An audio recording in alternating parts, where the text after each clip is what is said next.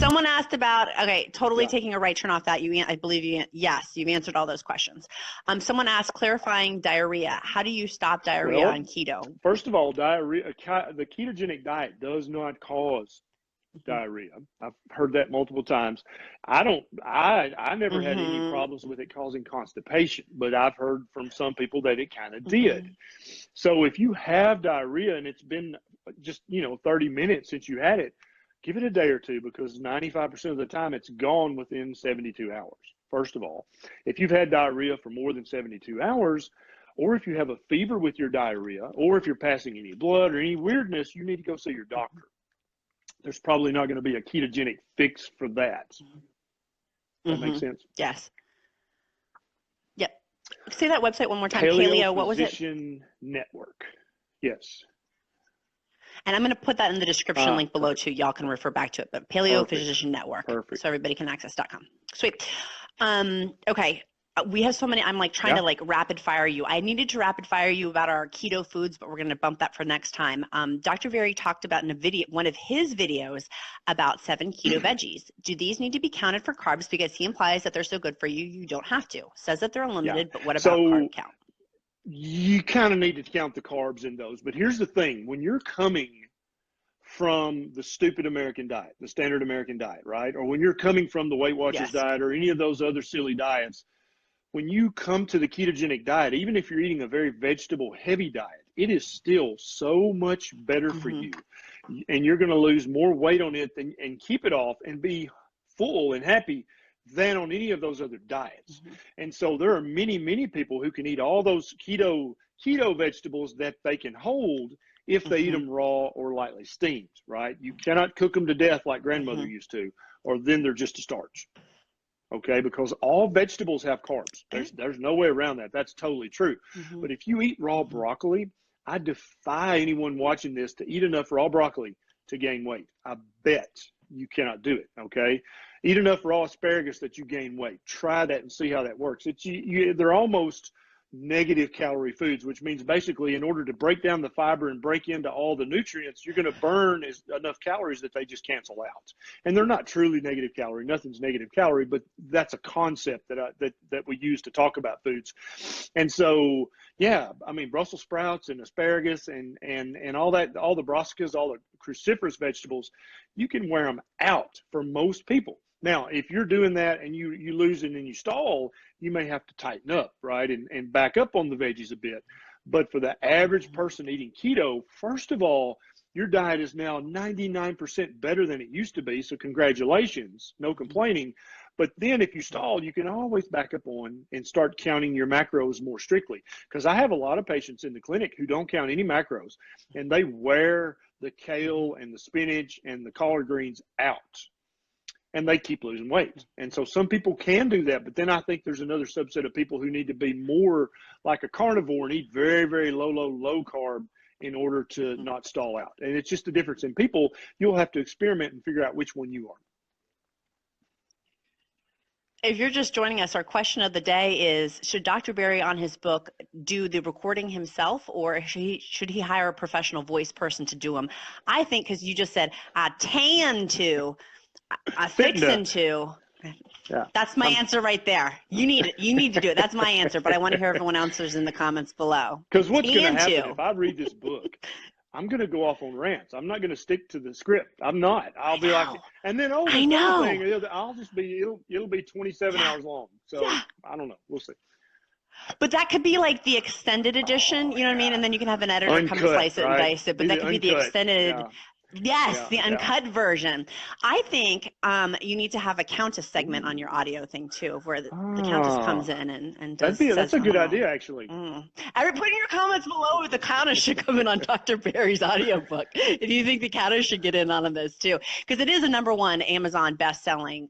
It's the #1 best-selling book on Amazon for his category. Right now it is. I don't know how that's possible, but it is.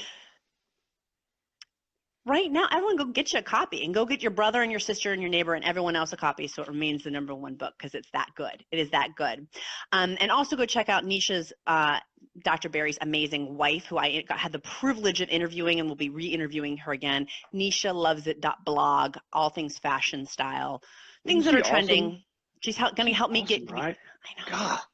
I know. She's really, you did a good job picking. Like, Yeah. you have a good picker because she is. Honey, let me tell you, my picker used to be amazing. so broken. Let me just tell you right now, okay? But my picker's got a lot better. Yeah. Really? Sorry, TMI. Good for you. I feel like, no, I'm just gonna, okay, yeah. Just let that go. You did a good job. Yeah, let's keep going. Okay, cholesterol and clogged arteries. I want to touch on that, but I also don't know if we have time because I really want to hit on kids save and the keto, where we left off last time. Save the cholesterol for next time. And let's talk about kids and keto, because I think a lot of people want to know about that. Yes. Yes, I have a question specifically towards it, but this lady has been so patient. She's asked for a few weeks in a row. It says, I took my 13-year-old girl, a 13-year-old girl to do keto that suffers from Hashimoto's. She just turned 13 on February 23rd, is 5'9", and is 225 pounds. She's very active with basketball and sports, but she keeps gaining weight. Her thyroid levels are optimal, but still having symptoms: brain fog, miserably tired, etc. Her pediatrician states she needs carbs for her brain development, which I don't agree with when you have an autoimmune issue, but I'm not sure if her carb intake should be higher than 20 grams. So maybe low carb is an option. So officially, we're not supposed to recommend the ketogenic diet for anyone under the age of 18. Now, she's how tall and weighs how much? Oh.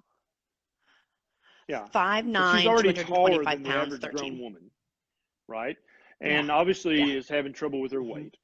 So let's put it this way. If she would be perfectly happy to be 5'9" for the rest of her life, and obviously she wants to lose weight, I'm guessing, then I think the ketogenic diet is perfectly fine and safe for her. But you wouldn't want to do a lot of fasting. She doesn't need to fast. She just needs to eat a nutrient dense, right? Very nutrient dense, whole food, as organic and grass fed as you can afford to do.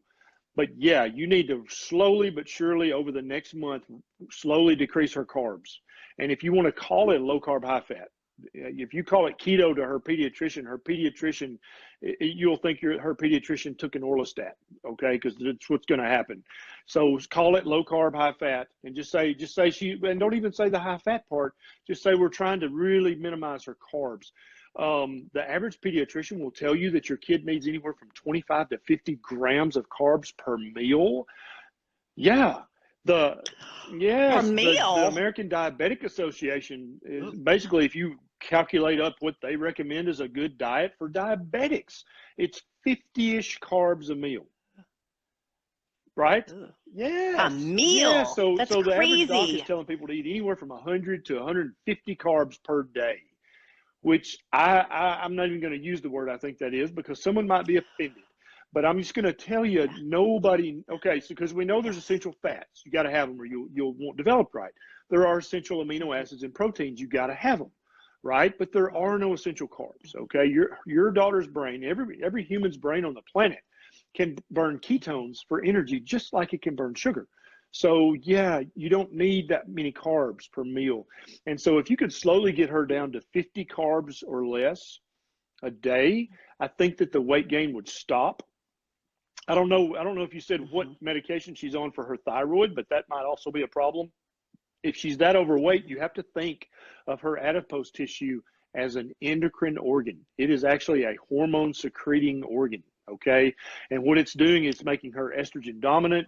It's throwing other hormones out of whack. So the sooner, but at the same time, healthily, you can get that weight down, that needs to happen. Because if she carries that weight for too many years, that will change her life permanently.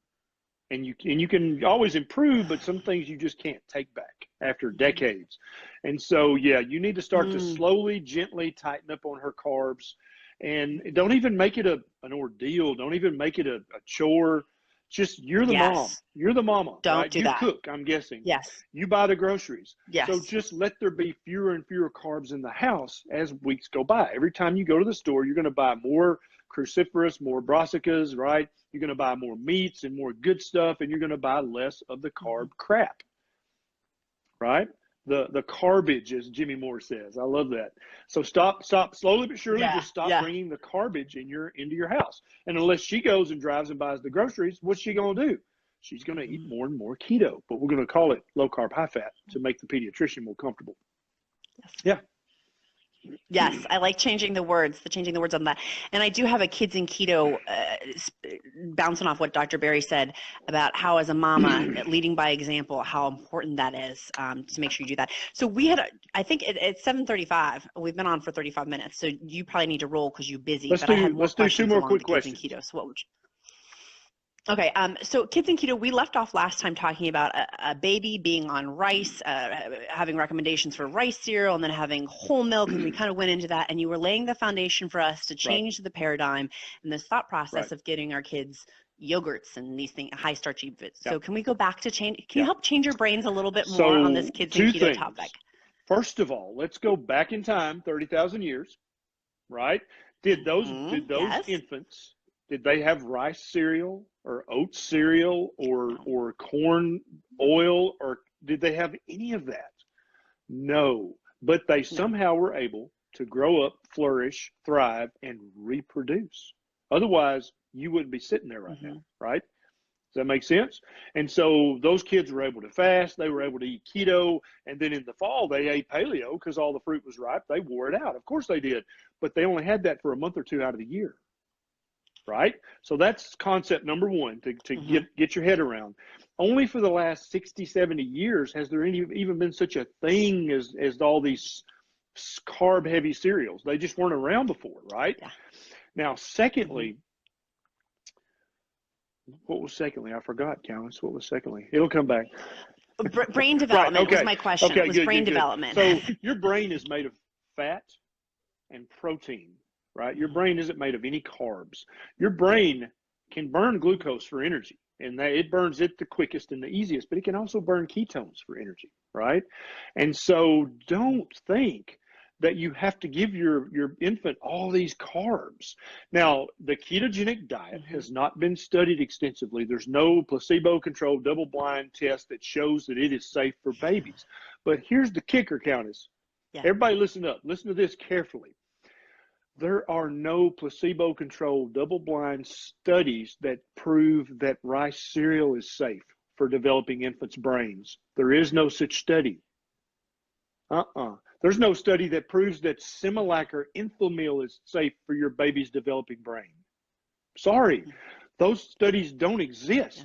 And so we just assume that they do, right? Because, well, I mean, everybody's always give their baby rice cereal, and you put that in your Enfamil, but no. That's never been proven to be optimal for brain development in infants. Never. Never. And it never will be, because you can't lock babies in a box and give half of them this and half of them that, because that's a crime. You go to Warsaw for that, and you get held, you're a war criminal if you do that kind of stuff. So, but stop thinking that rice cereal has been proven effective and proven to be the best thing, because it has not. Stop thinking that formula has been proven in scientific studies to be healthy for your brain development of your infant, because it has not. For the last 60, 70 years, we've been doing the biggest human experiment in nutrition that's ever been conducted on this planet. Nobody knows that high carb, low fat is good for you. It's never been proven. But yet the average pediatrician doesn't know about this, and so all they can do is recommend to you what the AAP tells them to recommend. And so you can't really blame those guys for not jumping on this keto train, even more so than, internal medicine docs and family docs who see adults. If you only see kids as a doctor, you probably haven't even heard of keto yet. You don't even know about it unless you have a practice that has a lot of morbid obesity in the kids, right? And so you can't really fault your pediatrician. But at the same time, when you think about this with a common sense brain, think about it. I mean, what makes more sense to you? Mimicking the diet that we've eaten for 189,000 years, or giving your baby what's been on the market for 50 years? I can tell you what I would choose, okay? But I can't make recommendations for anyone under 18 years of age. Yeah. They just had a study that came out right as my son was finishing eating the whole rice cereal about how arsenic-laden rice cereal was. That wouldn't surprise me. It's just across the board, all the different brands. Jen has an excellent point. She said mother's breast milk is keto. Yeah, human breast milk is like 50% fat. Okay, do you think Enfamil is 50% fat? Do you think rice cereal is 50% fat? Why do your breasts produce milk that is 50% fat if what your baby needs is a whole bunch of carbs? Just a question, just throwing it out there. Oh, Dr. Ken, dropping the mic this evening. So it's Friday night and my brain is mom brain's kicking in because I had more questions off of this. And I think that we are and the conversation in the keto community is slowly changing about what we're going to be feeding our kids. Because my question to you as a businesswoman is, how in the hell did we start feeding our children this? Is it through marketing dollars? And that's how this happened is through the almighty dollar, and money is what's led to this obesity crisis through carbs? And you can go back and watch documentaries about where formula came from, right? Because back in the old days, if there was a rare woman who just could not produce breast milk, and I'll tell you it's exceedingly rare, then you would hire a wet nurse. You would or have a friend, or you'd have a sister who's also nursing, and they would just nurse your baby too. But obviously, when we start breaking up into apartments, and you know how we're all like secluded and we don't share. I mean, God forbid my baby's lips touch another woman's breast, blah, blah, blah, right? Exactly. And so now that would just be almost untenable for somebody to allow to happen, even though that is by far the best option. So companies jumped in and said, hey, we can make this, we'll just make it. And for years, they advertised it as just as good as or better than breast milk.